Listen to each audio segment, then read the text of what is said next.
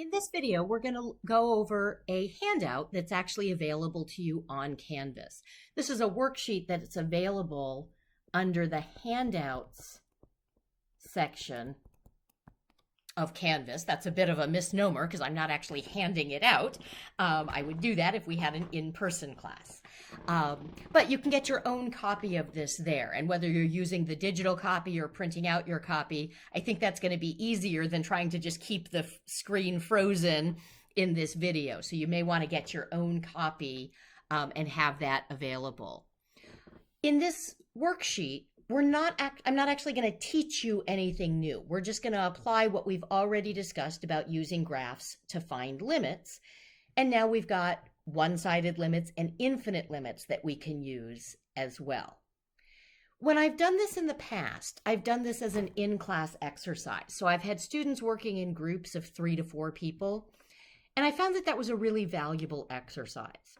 A lot of students really solidified their understanding of things by the conversations that they had, whether that was by explaining a concept to a classmate or by having a classmate put the concept into their own words.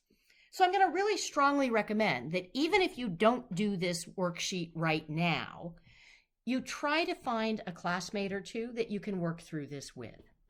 You can Skype, you can Zoom. If you need my help setting up a Zoom session, I can do that. If you don't have Zoom yourself, and not everybody does, just let me know, hey, so-and-so and I want to work on the worksheet. We were going to do it at 6 o'clock tomorrow night. Could you set up a Zoom session for us? And I can do that. Okay. If you want to just wait till my next office hours and come to office hours and say, hey, I'd like to do that worksheet. Does anybody want to do it with me? I can actually put you into small groups in office hours. And I think working with a classmate is much more important than getting this done right now. If you don't do this right now, do make sure that you come back and do it, but it's not going to prevent you from moving on. If you want to go on to the videos for the next section or complete the homework for this section, you can do those things without working through this video. Okay. What's important is that you ultimately work through this worksheet. And I really think it's going to be more beneficial if you try to find a classmate to do that with.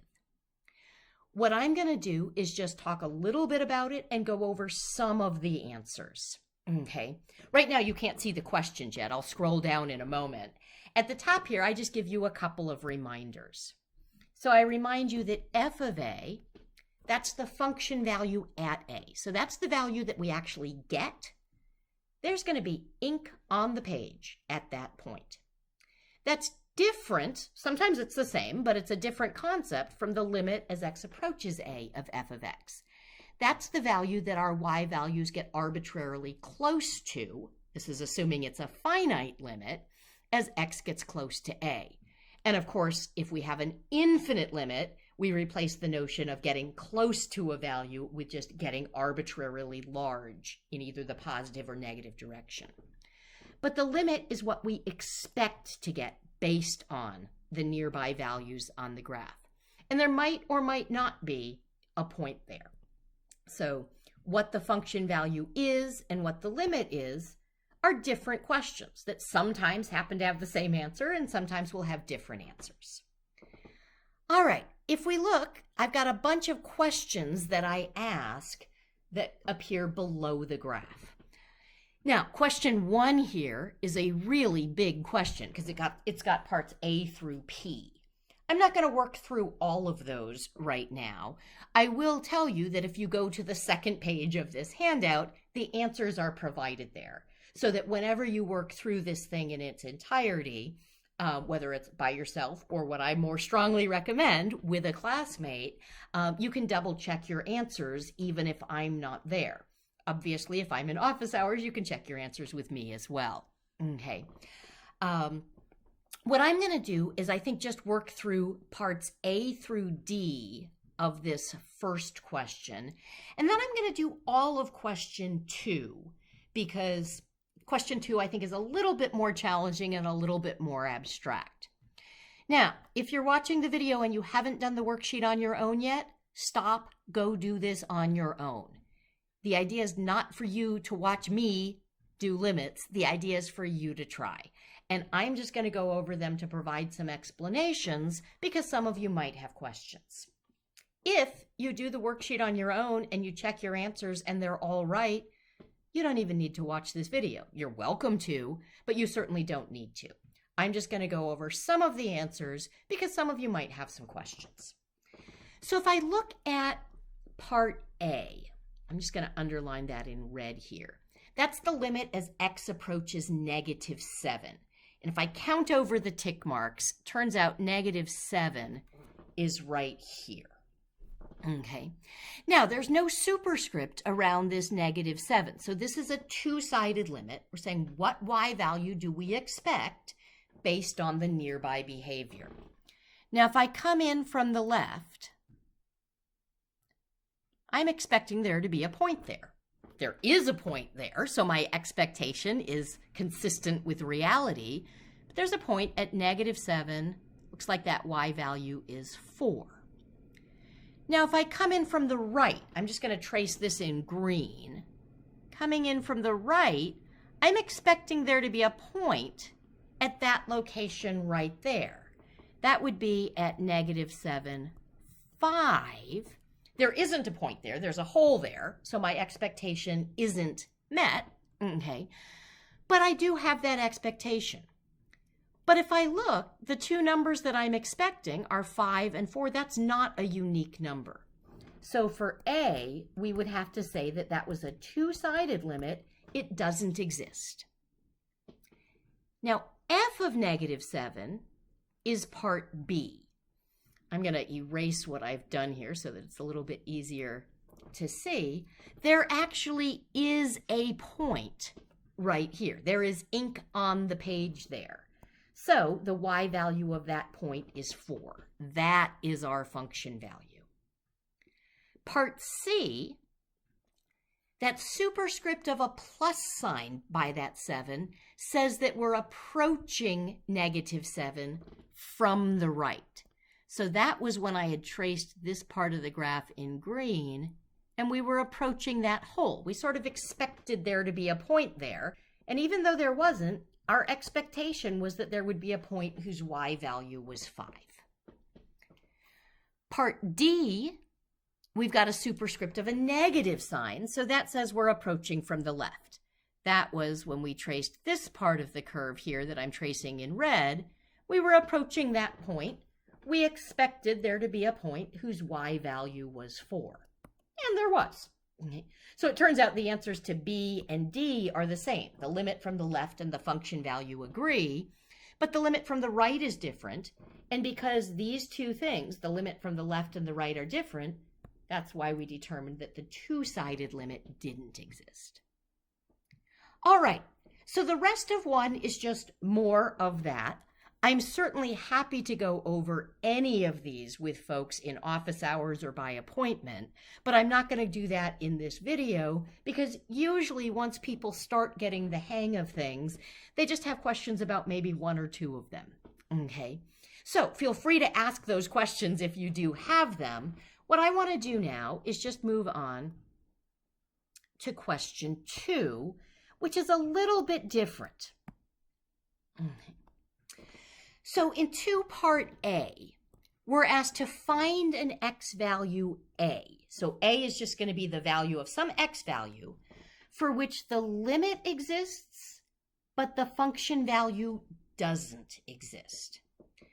Now, that can feel a little overwhelming at first because with the questions in part 1, I was told where to look. If I was looking at the limit as x went to -7, I needed to be looking over here where x was -7. So I knew where to be looking on my graph. Here, I'm not really told where to look, okay? But I'm going to strategize. I'm going to say, this is weird. What's nice and normal is when I get what I expect. This is where I expect something, but it's not what I get because I don't get anything. So I want to look at where does weird stuff happen.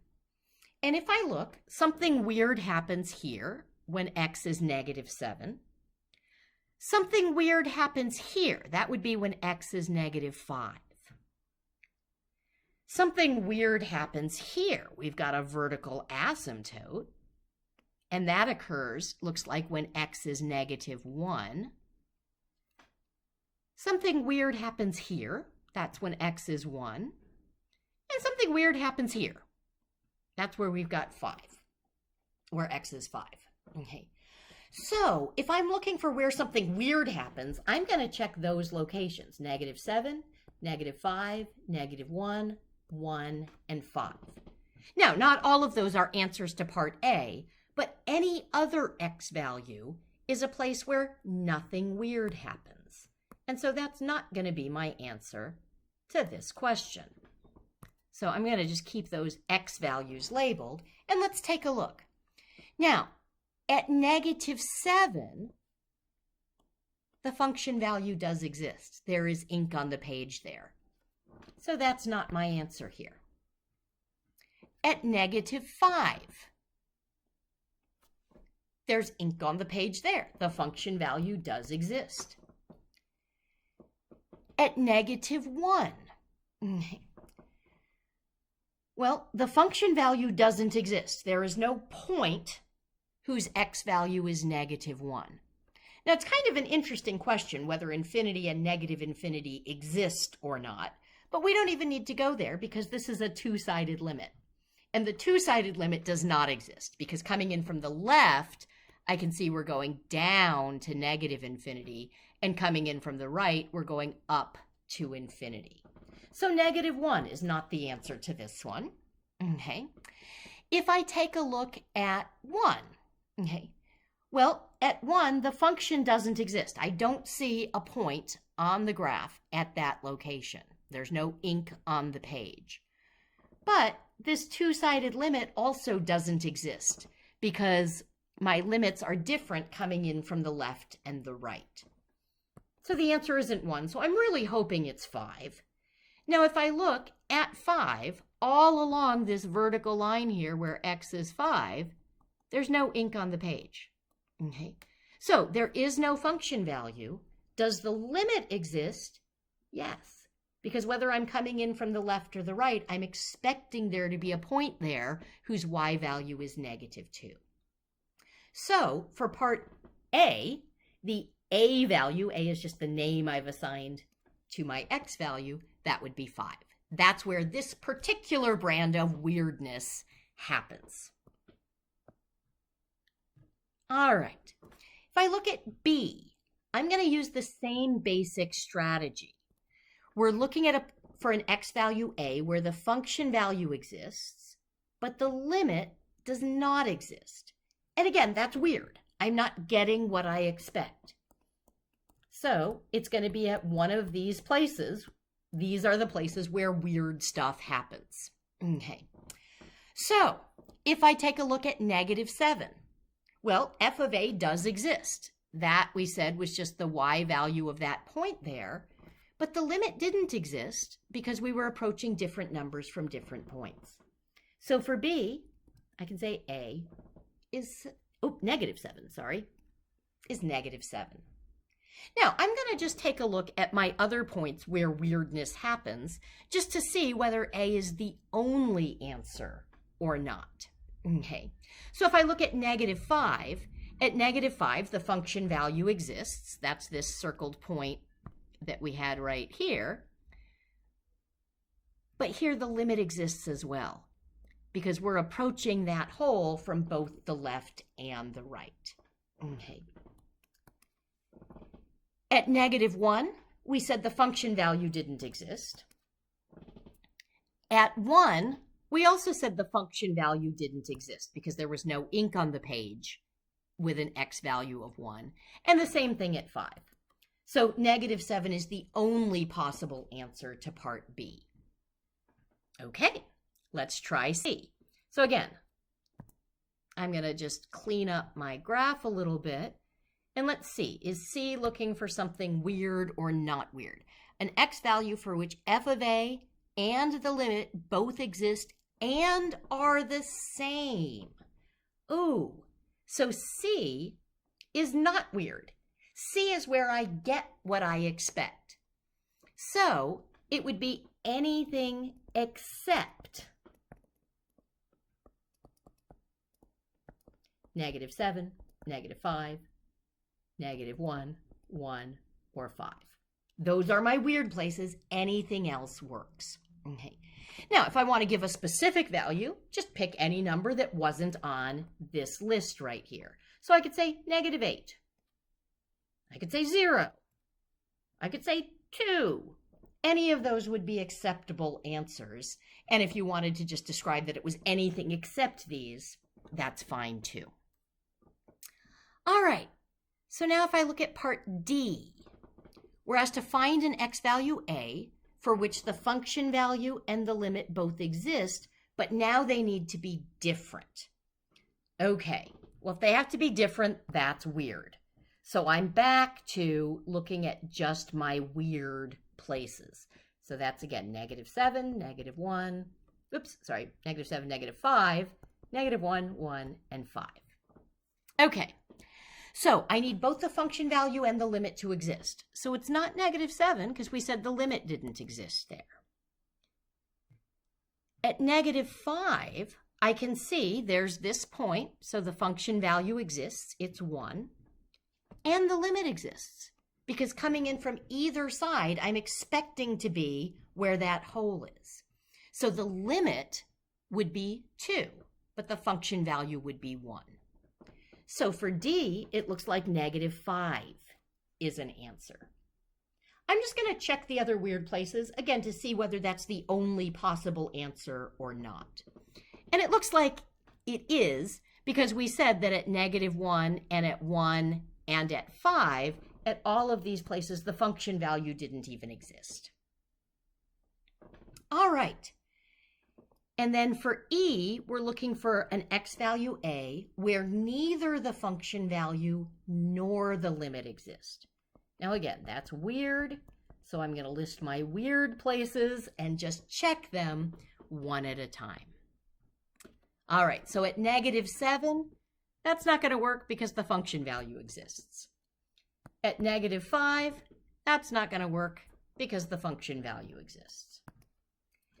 At -1, the function value doesn't exist because there's no point on that asymptote. And we said the limit didn't exist because the two one-sided limits are different. We're going to -infinity from the left and +infinity from the right. So -1 is a solution or is an answer to part E. Again, I'm just going to check to see whether that's the only solution. If I look at 1, I can see that at 1, that would be along this vertical line right here, there's no filled in point. There's no ink on the page. So the function value doesn't exist. The limit also doesn't exist because the two one-sided limits are different.